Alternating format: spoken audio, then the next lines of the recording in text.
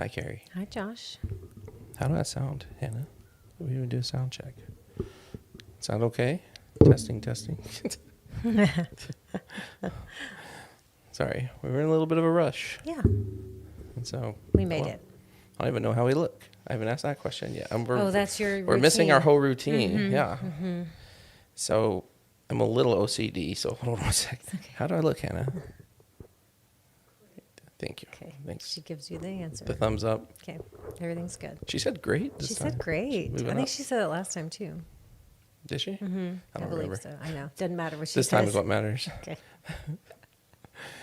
Yeah. So we got a bit of a challenging topic or kind of Yes. vulnerable topic to discuss. So we're going to talk about how do you know when it's time to leave a committed relationship or a marriage. So that's what we're going to do. So don't go anywhere.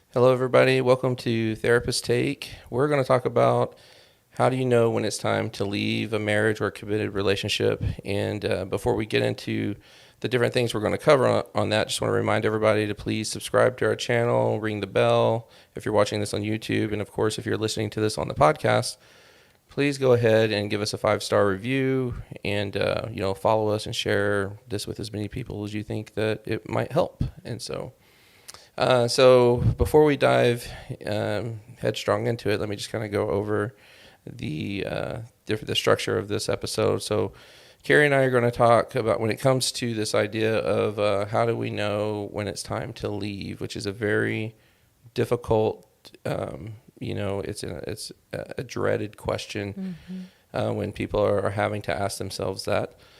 So the first thing we're going to talk about is, when do I have the right, or how do I know if I have the right to leave, or do I have the right to leave a relationship, or when does it become a right, or whatever, and then we're going to talk about the fears of staying versus the fears of leaving. And we're going to talk about togetherness versus happiness, and this is kind of a values thing. And I think in the description of the video, I put, how it's the problem with accountability when you value togetherness over happiness. So we're going to talk about that. And then there's a certain paradox that everybody seems to find funny that I wrote that in there like that, Josh's paradox. But there is a paradox that I use a lot with couples, which we will discuss that because, as you know, Carrie, I believe that mental health and relational health are found in paradoxes. So we talk about paradoxes a lot. In fact, I used yours the other day. Which one? The Willy Wonka. Oh, yeah. Sorry. I probably butchered it. So you're going to go ahead and you say it because you always say it, but I know you're not going to butcher it. Oh, thanks. No pressure. Oh, wait. Say it like Willy Wonka. Okay, yeah, I know. Use it and say it Do in your the Willy accents. Wonka impression, Carrie. Let's put you on the spot. It's Let's not zoom one in on her, Hannah, right here. I don't know. I don't think I have a Willy Wonka impression. Sorry. You don't, Carrie. Just to clear up that question. I think you have a Carrie impression. Okay, So I think we could do probably. that. Well, the line, paradox, right? The line that is the paradox is when Willy Wonka says to his crew, "Oh, you always have to go backwards to go forwards." Yes. Oh, that's how I said it. Good. Yeah. And you remembered. Yeah. Nice. I think I tried to set the context though. Were they going backwards? Yeah, when they right, get and the kid on asked. when they get on the boat. The boat. Mm-hmm. In the main character kid, or was it the? I think it was Mike Television or thing. Oh, I think okay, it was gotcha. him. Yeah. I've only It's been seen a it while. about 10 times, but Yeah, I but need that's a refresh. paradox, and we could Right. spend probably a whole session talking about that. could. Or it might come up because it probably will fit in with what we're talking about. And so, Yeah. So when it comes to, how does somebody know if it's time to leave? This is not a fun day. No. When that question enters your mind, and it doesn't mean you're going to leave, but it's often a question that couples need to face, and the reality that it could happen, right? Yeah.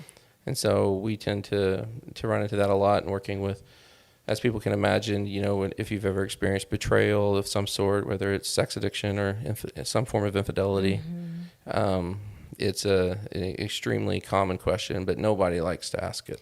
No. And a lot of people, because we've sat with people that are asking this, are very shocked to even be thinking it, right? Because I always say no one gets married with this very cool, perspective of like, we can just divorce, we can just be done, no problem, right? And so to go from a perspective of we're committed to then asking yourself, should I stay or should I go? Is it time or is it okay to leave? That's just asking the question is going to send people into often that state of shock, right? That initial part of the grieving process. Yeah, absolutely. And the thing too about, kind of what you said, like no one goes into a marriage or relationship thinking like that. Even if they were thinking like that, like, and I think Gottman talks a lot about this when it comes to like just the biology of attachment. Like people just they gravitate to kind of just this natural process of getting interwoven together. And so even if a couple was thinking that, if this doesn't work out, we can just divorce or something like that, they still would probably find it quite difficult to do over, the more attachment and more life they build together, right? For sure. Yeah.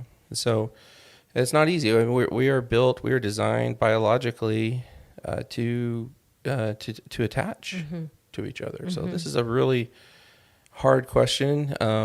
Sometimes people have to make the decision to leave, but I think that most people that are in where their marriages and lives are really changing and shifting, and things have happened that they have to address this question. So that's what we're going to do today. So. And our tone changes because it's hard. It's hard. It's not fun. Right. So let's just start out with talking about this idea of the right to leave. Probably, if you hear yourself say it out loud, where you're thinking, well, of course you have the right to leave. But it really is something that people battle. Like, do I have the right to leave? Does somebody have to commit infidelity, for example, for me to leave? And I think sometimes, people are waiting for someone to do something, so they feel like now they have the right to leave. What do you think? And I think I know that that's true. I think some people are very conscious of that. I mean, I've heard people say, well, if this, then it can be over. I've heard people be very aware of that. I also think that there are times that's what's driving a lot of the behavior, for lack of a better word, is because they're waiting. They're subconsciously being driven, looking for something that's an indicator. Now I've got the right to leave, right? And so I think it's really powerful that you chose to frame this like that, because you're really using that word right to invoke people to think critically about the barriers to stay or to go. Right. Yeah.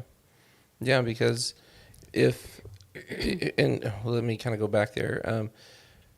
The other side of that too is some people will shoot themselves in the foot. Like they will become the bad guys so that they can now we can end this thing. We can call it. And sometimes I think people do tend to think in terms of what's tangible, so in other words, like when they talk about leaving, like their minds go to, I'm not happy. The solution is to get divorced, so leaving means divorce. And when I'm working with couples, I talk about how about we work at leaving without leaving? Right. And that seems to be intriguing. Like it's a third option, and there's usually more than two options. What does it mean to leave without leaving? And what I am talking about is, what about if we worked at figuring out, what it is that you need to be happy and doing life on your terms, and then from that position, making a decision about the marriage. Right. So it's like, why do we have to figure out, why does everything all happiness hinge on me being happily married? So if my marriage is in trouble, okay, we need to deal with that. But maybe some of the reasons it might be in trouble is that my entire happiness formula is heavily loaded with the investment being in the marriage. So what if we kind of re-examined your life and see, like, maybe there are some other areas that you need to kind of shape up and figure out how to be a happy person who's not necessarily happily married. And then you can start trying to make decisions about your marriage based upon a position of health versus a position of desperation. Right. You know? Right. Yeah. Desperation. That we've said that to many people, right? Let's talk about leaving without leaving. And it's supposed to be a difficult thing to identify pragmatically because it's also capturing the spirit of what you're talking about, right? Which is, what if you readjusted? How can I be happy if my marriage isn't? Which also lends itself to, can I be happy if my marriage isn't, right? Yeah. What in I think it's different for everybody, obviously, but I do think, just kind of culturally and generally speaking, that there are a few things that if we're not happy in or happy with, we're going to find it difficult to be happy in other things. Sure. But not just, we're going to find it difficult. I mean, it's not hopeless. It's just difficult. Right. You know, so I call them like the top three. For me, it's our marriages, and then our families, like if whether it's our extended family or our children, and then a lot of times it's our job. You know, and so these, I like to look at them like in financial investments. You know, if you might have certain stocks that you're putting your money in, so you're building your portfolio, you know, and these are the important ones. These are ones that mean a lot, that you have a lot of hope in. You think, like, if it works out well, it's going to not only benefit others, it's going to benefit you. And then you have kind of like your safety ones, like your friendships and your spirit. Some people, spiritual life can be different, you know, based upon how they view that. Friendships, hobbies, education, you know, just a number of different things that are, you know, that need to be polished, because if, you know, one of the big three, if they take a hit in some way, you need to feel like that you're okay still, right? It's like, if you don't have if you're, you know, a scuba diver, if you and I are scuba diving and we're sharing an air tank, and somehow or another we get in a fight and it gets all twisted and pinched, you know, and we don't have an air tank on reserve, we're going to freak out, right? Because we can't breathe. And so we can fix the problem because we have enough air in our reserves to be able to breathe and figure out how we're going to unkink this line, you know. And that's, I think, what happens a lot of times in marriages where they're faced with this, you know, the ending of it, or, you know, it not working, or they're hit with something like infidelity or a death in the family, some kind of event. Right. It kinks the line, and it really forces them to look at their portfolio of happiness. I know it's kind of technical and like not very it's not a great metaphor if we're trying to capture the romantic aspect of relationships, but I mean, we're couples therapists, so marriage is not just about romantic feelings, right? Right. Yeah. I just don't want people to think that. I don't want people to get out of this like, so Josh said our marriage is kind of like my financial portfolio. That might not go over very well. Well, but I think it captures, though, what we're talking about in terms of, you know, making sure you're not putting all of your happiness eggs in the marital basket, because it tends to get overloaded, and then when it falls, it's all my eggs were in there, and now we got a mess. Yeah. And so when it comes to, you know, kind of panning out and taking a look at, you know, your portfolio, it's about like, how can I polish up some of the things of my life that are important for my happiness, and I can get those polished up and work on that. And so I can address where, you know, something else, like one of the big three, for example, in this case being the marriage. How can I address that from a position of health? Because for me to be happy, I do need to address it. Like, to reach the level of happiness or contentment, peace, satisfaction, whatever you want to say, I need to address it. but when it takes a hit, it doesn't mean I have to be unhealthy. Being unhappily married does not mean I have to be like mentally, emotionally, or even physically, spiritually unhealthy in that process. And I think for a lot of people, including me, it happened to me too. Like it throws you for a loop. Like I would say, during that time of my life, I was a mess. Full stop. That's what they say a lot on podcasts. Oh, okay. Full Good. stop. Then way to go. Like, are we going back to like the telegraph days? What they say, stop? Yeah. I don't know. Maybe that's where it's from. I don't know. I don't know. That's what either. I think of, though. I know. So the next point about, I feel like what you just said kind of segues into the fears of leaving and the fears of staying. Yeah. Can I say one more thing though on that? Because to kind of bring that back to the right to leave, I think that the reality is that you can leave for having the cabinet doors left open or something. I mean, that might not. It might challenge someone's view of you as a good and rational person. Sure. But you always have the right to leave, no matter what. It's just we tend to like it to be less ambiguous. And so I think, when that happens, a lot of times we either shoot ourselves in the foot or we wait for it to be hanging on by a thread and something happens. And then now it's tangible. Now I can do it. And I think that's just like loopholes. I think that people are working through a process of being able to claim the right to leave. Right. And maybe the thing is the cabinet door. But most of the time, obviously, I have to get to a place where I feel like the commitments have not been held up despite effort or attempts or whatever. And now I can claim my right to leave. Yeah. But I also think that here's something we're talking about is marriages. I don't care if they're covenant marriages or anything like that. They're a total by invitation only agreement relationship. If one person doesn't want to be there, it's over, right? It's not two people agreeing to be there or not. When one person is done, it's over. Yeah. And that makes it special. Because it's fragile, it makes it special. Yeah, it makes it scary as hell. Right. But I think that's part of this claiming the right to leave, right? Is there is a fantasy, I think, for some people of, we'll both just agree to work on it or not.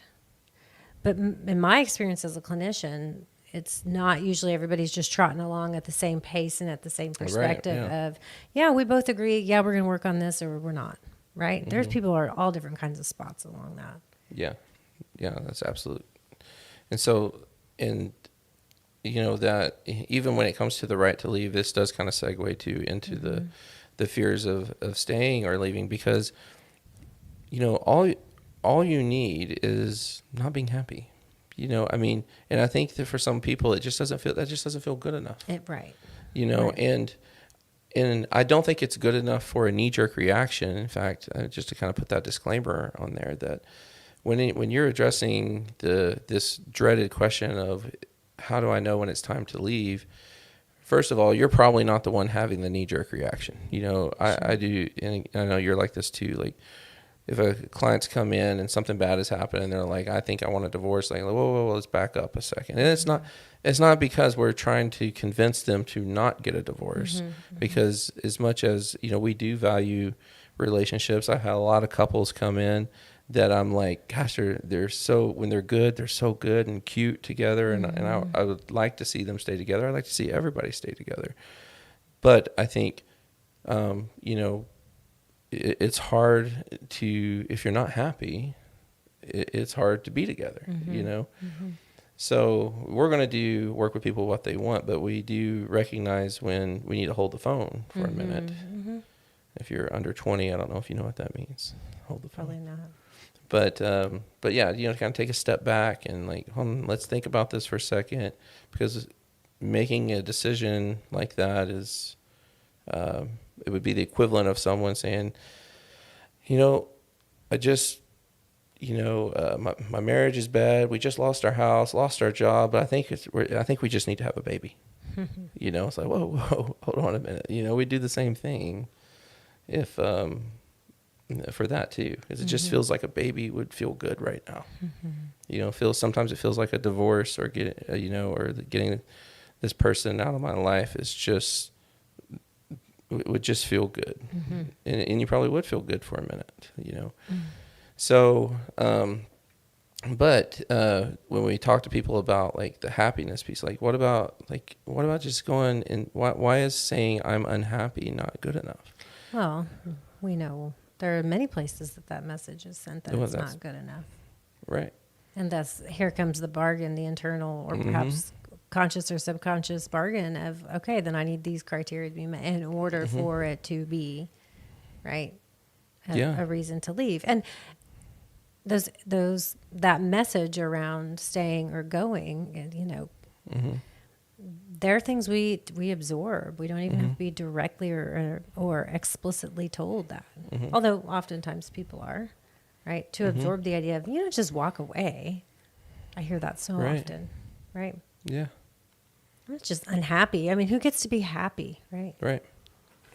Yeah, and this, you know, what I'm about to say might be, you know, kind of the detriment on our end of being betrayal trauma clinicians. But if I hear about somebody getting a divorce out in the world, whether it's a public figure or someone in my personal life, my first thought always goes to, I wonder who cheated. You know, like, and maybe that's because of what we do for a living, you know, that we specialize in working with couples facing infidelity. But I do also think, though, that I'm probably not the only one who thinks that, or I wonder what happened, you know, like if someone's like, I just wasn't happy, like, what? Right. What do you mean? You just weren't happy? Like, right. that's the reason? And so, like, there are, you know, like cultural and social consequences that people might face if there isn't something that, you know, is more tangible than that. Right. And that's a fear of leaving. What will people think? How will my community accept me? What messages will be out there? Who will be disappointed? Right. Right. Yeah, exactly. And so, you know, I don't want to be the villain of my story is what I think it boils down to. Yeah. So, and so that's when, like I said, you know, people wait till somebody does something, or they just go ahead and just expedite the villain thing and just shoot themselves in the foot in some way, and and then onward and upward, I guess. Decision can be made. Right. And so, so there's I mean, it's not an easy decision. It's not supposed to be easy. No. It's supposed to be hard. Right. And that's what I would look for as a clinician. Like, if someone just found this to be really easy, that's kind of a hold the phone moment. You know, are we trying to choose the path of least resistance here? Sure. Or do you really feel like and believe, not just feel, but feel and believe that this is the best thing for you? You know? Yeah. I think that's what we're there to help people do, right? But like you use the word believe twice. Believe, right? And fears obviously get in the way and distort our ability to actually know what we believe. Right. Yeah, I mean, wanted to make sure I said believe, because we're although the emotional piece is important, because without your emotions, I mean, you're a robot, you know, and so the emotional experience matters for sure. We just don't want that to be the driving force, that, you know, I don't like feeling this way, and the solution to not feeling this way is to, you know, get rid of the stimuli that's making me feel this way. And instead of actually considering that there might be some other things going on. So let's take a step back, you know? Right. So, but you know, the fears of staying and the fears of leaving are real, and it's really, you know, truly a caught between a rock and a hard place type of situation. Yeah. Side note, I have another paradox for that one, by the way. I say, like, when you're caught between a rock and a hard place, go up. That makes sense. I always think of, Hannah's over there smirking at my little saying, but I always think of, like, in my mind, it's like, you know, like you're in between two like cliffs, like stuck in a chasm, you know, like shimmy up, you know. But what does that mean, right? That's what does shimmying up mean? I don't know. It's hard though. It's hard to pull your body weight up. Yeah, I might be stretched, Carrie. I'm just kind of, you just make it sound so simple. Just go up. What? Is there going to be? This is why I like having you in my life. Josh, could you scale yourself out of could. the chasm? Okay. Carrie, I could do it. Okay. You know, because in my rocks have like little steps. There's all these little hand and foot holes perfectly. Yeah, someone else has been there already. Okay. You know? We got to hope so. We can go with this Okay. forever. We could. That's a good point, but don't come to my sessions. You'll ruin my... I know. I'll bust up your imagery. I'm sorry. I don't mean to be that way. Yeah. Well, but I like the idea, too, that you're talking about the fears in leaving and staying, because I think that I have my clients be very explicit about this. I say, let's talk about what's the risks to staying, and let's identify the risks to going. Mm-hmm. Let's pull out what feels kind of like this amalgamous, I don't know, mixed group, right? Of all your paint has gotten mixed together and is a weird shade of brown, right? Let's try to separate them back to what are the risks? What are you afraid of? And sometimes it's obvious. I mean, sometimes they're very obvious and practical things, right? Mm-hmm. Like if I stay, then I'm not happy. If I stay, then I'm afraid, right? Mm-hmm. Sometimes when it's leaving, I'm afraid it'll change our family dynamic. I'm afraid it'll change our financial situation. Mm-hmm. I'm afraid because it'll have professional costs. Right. And so I've tried really hard when my clients are, stepping into this question of not being afraid to ask it and explore it. Doesn't mean you're going to do anything. But we want to know, what do they say? The devil you know, right? Mm-hmm. We want to be clear. What are the fears? Right. Yeah, and the devil you know is probably a large reason why people stay in such, toxic dynamics for so long. Yes. Because at least they know. Right. Mm-hmm. I mean, because we say this all the time to our clients. I was just having this conversation probably 3 times yesterday, what do we do next? I don't know. Like, I mean, we're stepping into uncharted territory. Mm-hmm. What I'm good or what I've been trained to do, what I've experienced at doing is helping people chart that territory. Mm-hmm. And I can give you generalizations about what to expect. So I speak in a lot of metaphors because I'm trying to generalize, like, here's the type of thing, what this is like, but what is your unique formula for happiness, for relational happiness or just being a happy person? It's going to be unique to the individual, and for the happiness of the couple relationship will be unique to that couple. Mm-hmm. And the other thing is that it's always evolving and changing. Yeah.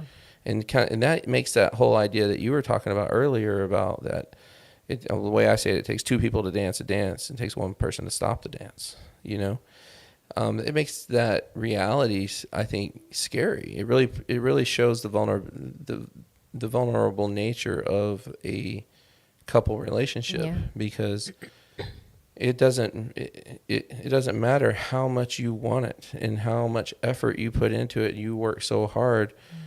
The relationship just will not work if you're not getting a reasonable effort of cooperation from the other person. Mm-hmm. It just won't. And that's scary. Because what if I evolve in a way that you're in a direction that you're not evolving in your change process over time?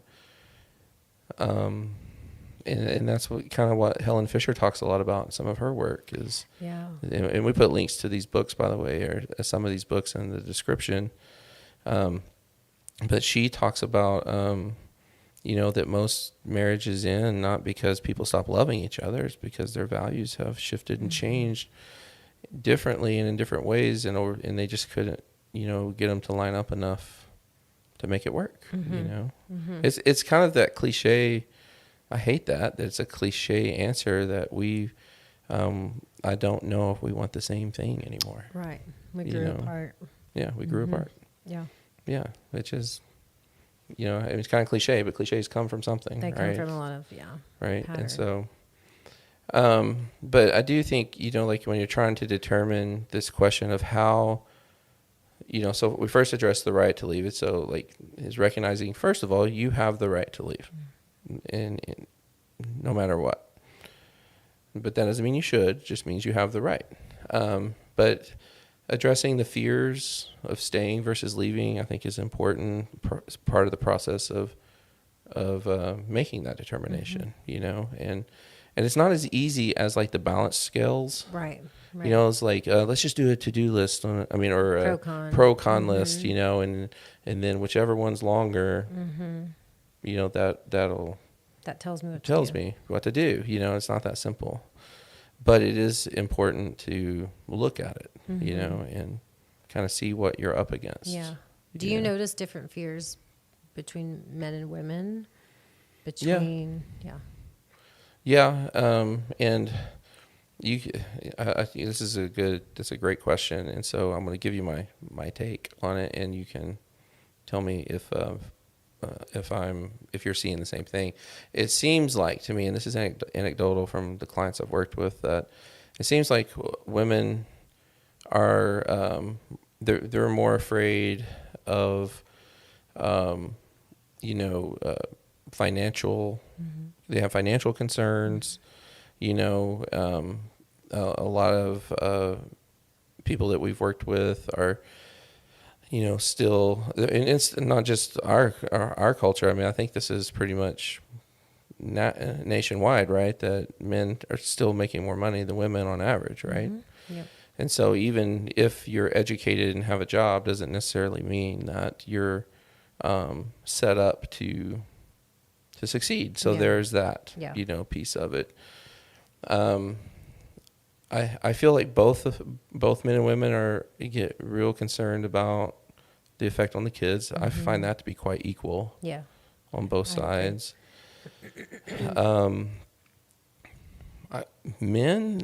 I think with men, it's just more of like they just don't know what to do with themselves without this person. Like it's almost like motherly in a way, in a sense. And so those are the ones off the top of my head. Yeah. No, I think I didn't think about that question before this podcast. I know. So that was a good question though. Well, I think that people listening are going to relate to hearing some things that may ring true to them, right? But, I say often, I think I've said it on this podcast, marriage is a small business. And so for you not to have fears of staying or going that are related to the finances or the day-to-day operations, and you're ignoring the reality of marriage. And this was years ago, but as I recall, following divorce, women tend to go down 2 tax brackets at the time, the data. I did not know that. Well, I mean, if you think about, like, you're talking less pay. So you'd be silly to say, oh, I don't have to think about it. No, of course absolutely. you have to think about it. And you have to think about it from a, today and onward perspective, right? And so I think those... And men think about that too, right? And about losing money or but I don't think so near to the degree. Because the reality is it increases the risk for women more than it does for men, right? As a whole. Yeah. And so sometimes people don't want to even acknowledge that. And I just encourage, of course, it's a business. You've got to think about those. Yeah, there's a business side of it. Absolutely. Yeah, no doubt. Yeah. And I think, so again, a lot of people are afraid of that. And my job is to say, well, let's actually put this together. What are you afraid of? What does that look like? What does that mean? Let's look at things. Go consult a there's a couple financial advisors that specialize in helping women following divorce, right? And so there's resources out there. You don't have to just, guess. What are you seeing with men then? I think the mothering thing that you talk about is there. That sounds yucky. I know no one wants to think about that, but I think that reflects attachment, right? Yeah. And that our partners are, similar to our primary attachment experiences. And it really speaks to the strength of our DNA too. Like, we have been in these dichotomous roles from an evolutionary perspective. Like for eons before, we're seeing some of the evolving changes now. I mean, it's just we're really babies in that. Men have historically been the hunters and gatherers and providers, and stand at the end of the cave and protect the family from getting mauled by a bear, type thing. Whereas the wife's job is to make sure the family is cared for, nurtured, fed, and it's kind of cavemanish, Just, yeah. Yeah, I'm not going to grunt. Good. Good. No, I did. Sorry, Yeah. I said I wasn't, but I know, did. you couldn't help it. But yeah, I mean, I think that it in times like these crisis times, I think it really does show up because most of what I've seen with men does relate back to the nurturing element, the nurturing side of this thing that we built is about to leave. Yeah. And it scares the hell out of them, and for women, it's like this, how do I stay safe? Provider protective element is about. And I think both are going, we've built so much. Like I hear that often from both men and women, heterosexual relationships, same-sex relationships. Yeah. But we've built so much. We've been through so much. They were there for me, et cetera, et cetera. Yeah, because history, it reflects, man. that reflects bonding and that reflects attachment, right? So Yeah. those are big barriers too. Yeah, I've told people for years, like, if you want to take an extra step to protect your marriage, then fall in love with your in-laws. Because it's more, because the reality is that sometimes when the marriage is on the rocks, as we say, people aren't coming here because they're liking each other, or because they're coming there. There's a lot of other reasons that they want to try to figure out how to make it work because they sometimes just can't stand the other person. And they're like, the things that we've built, or we have children, and like, if we can't make this work, then I'm best friends with his sister. Like there's this all these, and what I tell them is like, those are what might feel like, oh, you mean it's not me, that it's not, you don't want to just be here because of me. I'm like, and I usually try to correct that. And like, those are good reasons to want to try to make it work. Sure. And the reality is that couples sometimes get to a point where they just can't stand each other. That doesn't mean they don't love each other. Right. It just means that's, if it wasn't for these other factors, it might be a lot easier to just go ahead and cut this cord. It's the same back to your financial example, right? When one of your stocks tanks and you've diversified, you can hang in, right? Yeah. Yeah. So let's move on and talk about this idea of togetherness versus happiness. Okay. So the way I think I have it written in like the description of the video is that, or of this podcast episode, is that we tend, the way I have seen it anyways happen over in our culture, and maybe it's just where we're located, I don't know, but it seems like that togetherness is often valued more when it comes to marriage than happiness, and I think that creates a problem of accountability, and I don't know if that's because there's a strong religious influence, or if it's because I kind of blame religion and Hollywood in some degree for the codependent relationships that probably, maybe the millennials are changing that, but definitely our generation and older, I have a hard time believing that. I think we all kind of just enter into codependent relationships. I just think we have, and one thing just to say, just kind of give my disclaimer here. I think codependency gets a really bad rap because codependent relationships are a lot of fun in the beginning. They just have a shelf life. They're not made to go the distance. And so any couple that is in a codependent relationship, I think at some point will, likely find themselves or find their relationship needing to break out of that and to create the type of relationship that can go to distance, which is where this idea of togetherness versus happiness comes in. Yeah. I think both of those pieces are huge. And I also think back to biology and, that we do need other people. And sometimes we will sacrifice self to keep other people. So there's probably like an evolutionary piece of okay, I'll be smaller for, in order to keep this for a while. Right. And so it's just, I think it's really important to do what you're doing with just talking about this though, because the idea too of being able to go, wow, am I saying that I'm willing to choose staying in this relationship and not be happy? that's more important to me. Like, it's just Yeah, something to actually face, right? It happens all the time. All the time. Yeah. And I tell people that don't think for a second you can't do this forever. I used to say that,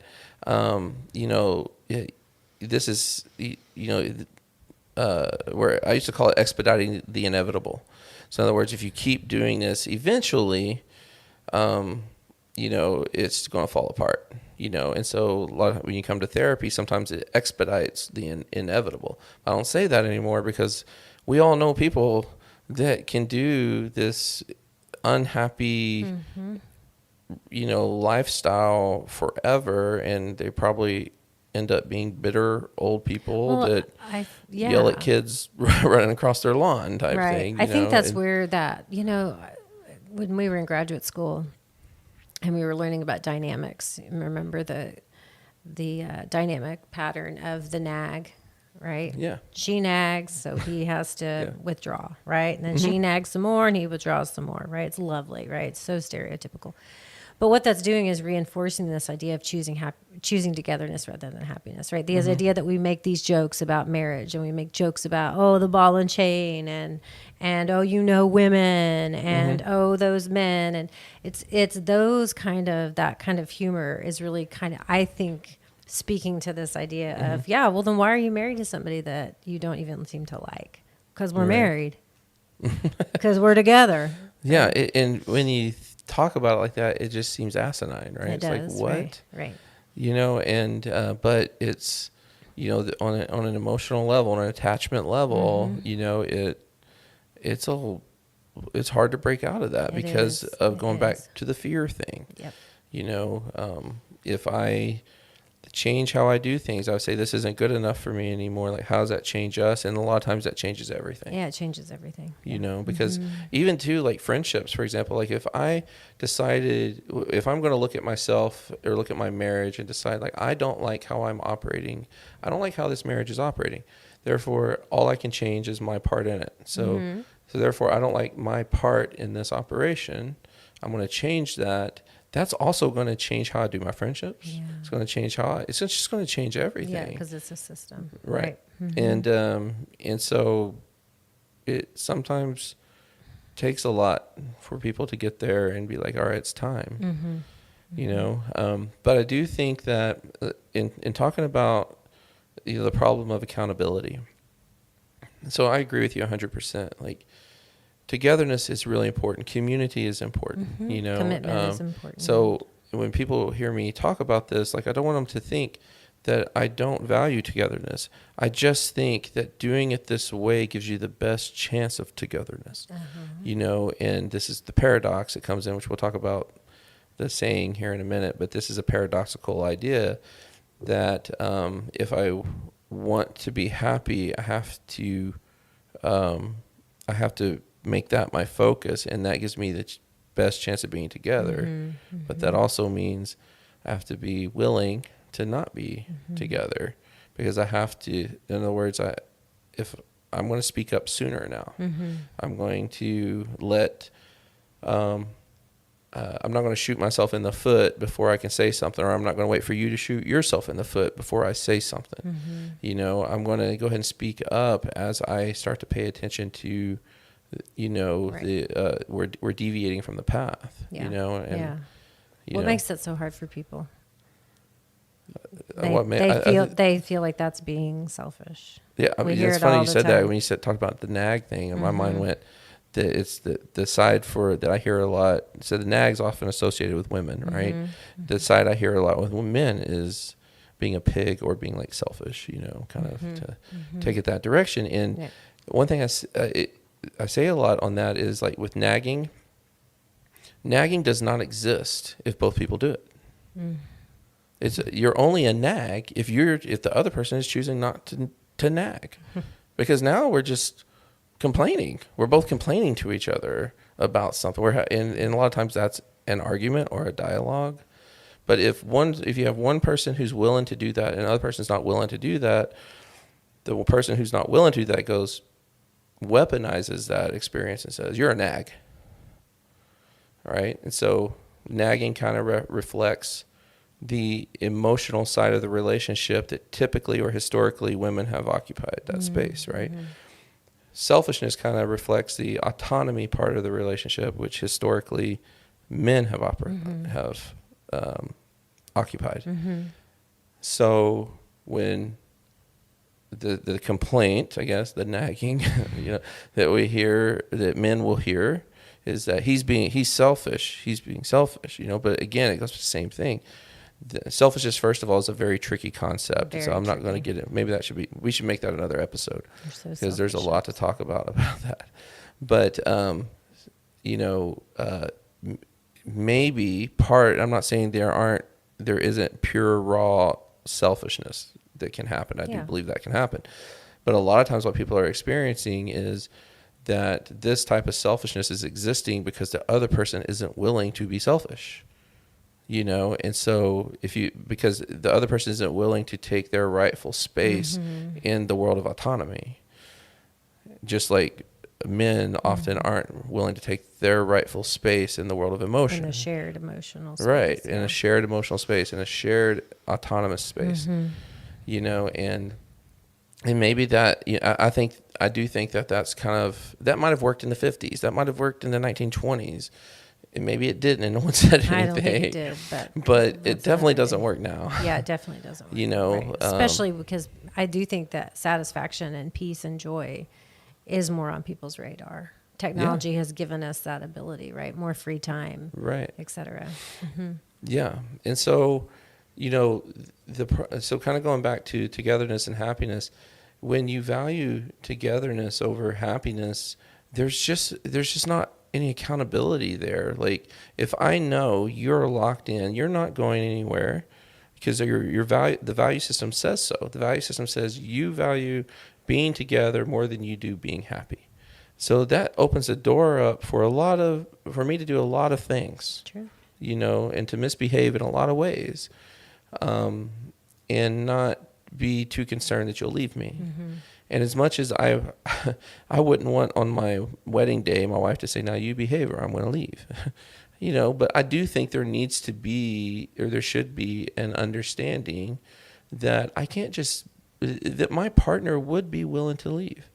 Like, they love themselves and value themselves enough. And that's when we talk about happiness. It's really about valuing self enough to say that I'm not willing to stay in any relationship that comes at a cost of self. I'm just not willing to do it, And now the relationship is shifting from a need-based relationship, which is codependent type relationship, to a want-based relationship.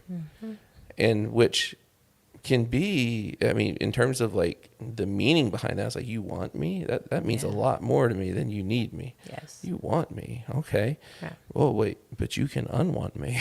I know. I don't know if I like that. The fragility, right? Yeah, the fragility. That's better. Wanting me is better than needing me, but if you need me, then you can't unneed me. That's right. But if you want me, you can unwant me. Yep.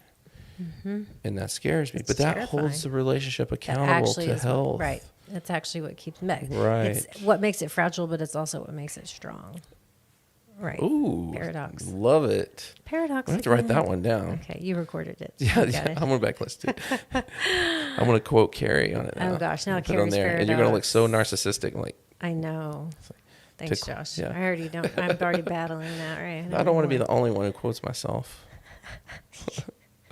You quote me and I'll quote you. Okay, we'll just trade off. We do That's that in therapy all the time. We do. Okay, so we do need to talk about your paradox. Let's talk about the kind paradox. of left it hanging. So yeah, I mean, we're kind of Josh's getting into paradox. that.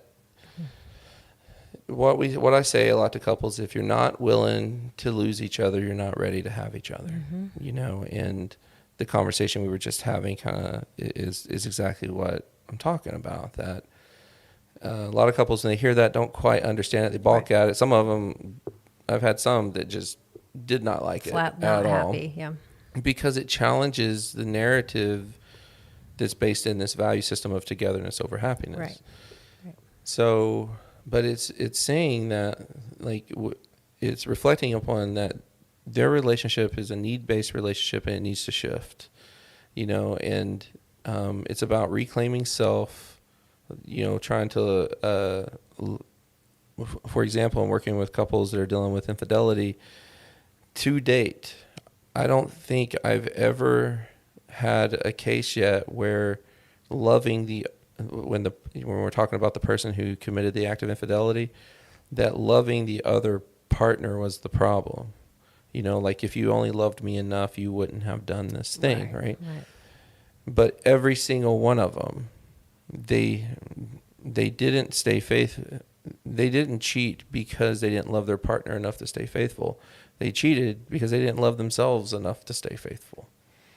You know, and that's the focus is like, I got to focus on me. But what if the changes I make for the betterment of myself means that my partner can't be with me? Or the biggest fear they have is, what if I don't want to be with them? Because one thing I've said for years too is healthy demands healthy, right? Yep. Another quoting Josh, myself. Yep. Another Joshism. Yeah. I coined that term. Okay. No one's ever said that. No one has ever said that.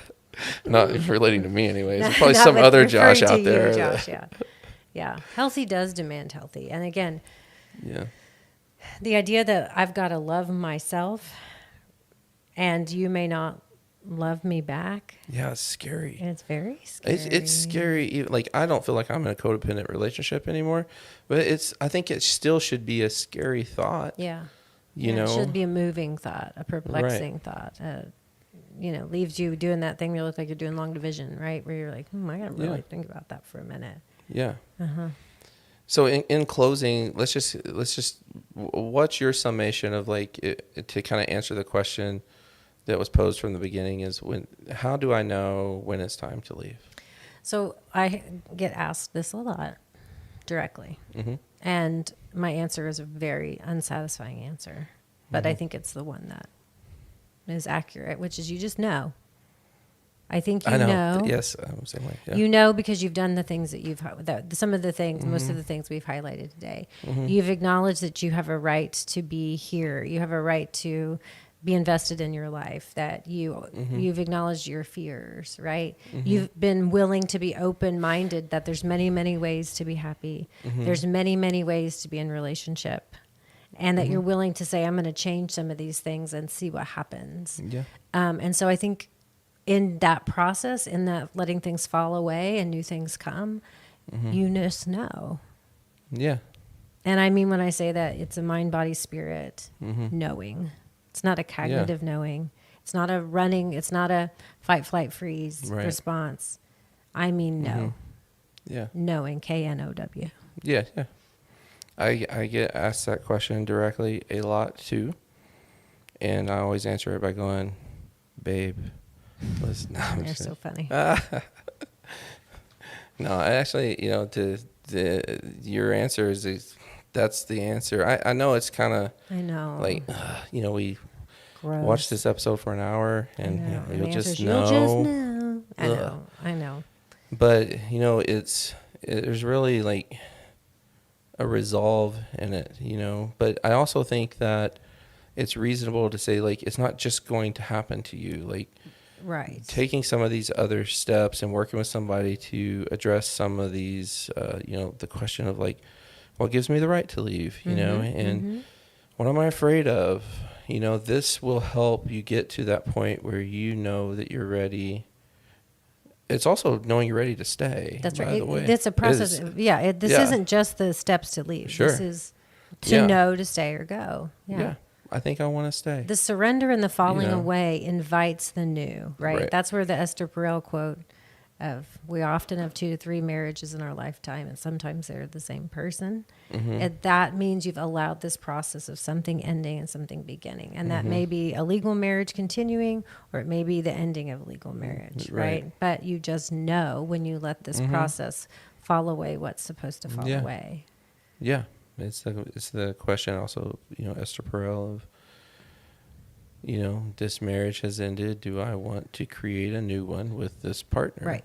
You know, that's what a lot of people are faced with when they're making these changes. You're really not trying to save the marriage because most couples come in saying they don't want it. Right. They don't want this one, but they still want each other. Yeah. So can you create a new one together? That's right. And that's what we try to help people do.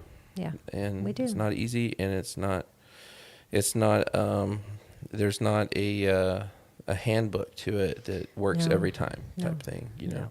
No, not one size fits all. Right. Well, we're probably 2 or 3 episodes away from saving the world. Good. So we're almost there. Okay. We can keep going then. Yeah. Okay. I think I got you for a couple more sessions. Couple more, and then everything will be fine. I don't know. Yeah. We'll have to come up with new jobs, but we can do that. Yeah, of course. Yeah. Well, I appreciate people that are tuning in, listening to this, and finding value in the things we're talking about. And again, hope you'll subscribe to our YouTube channel, but also make sure you head over to the podcast too. Of course, the episodes always go live first on YouTube, and then in a week or two they show up on the podcast.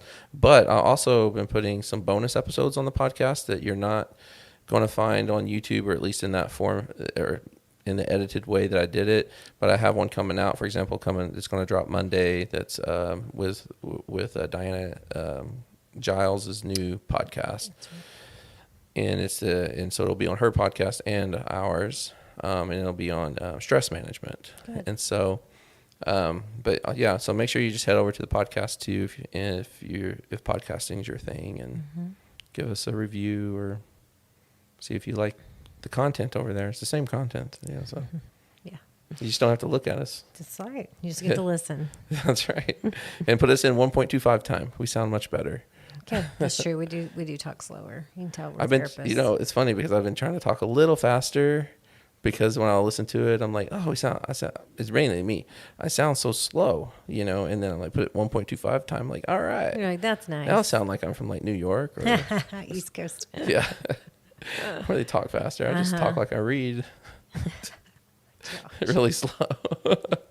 That's a true thing, by the way. I know. That's why I'm laughing. It's true. You're not just being self-deprecating. That's why people in the South talk slower, because we also read slower. We take our time. I don't think you can generalize. No, this was a speed reading course I took in college, because I was in grad school, I was so worried that I wasn't going to be able to read fast enough to keep up with the reading. So I took a course in addition to the already 11 graduate hours I had signed up for. So you had lots to read. So I could learn to read faster. And they actually went over that with us, that you will see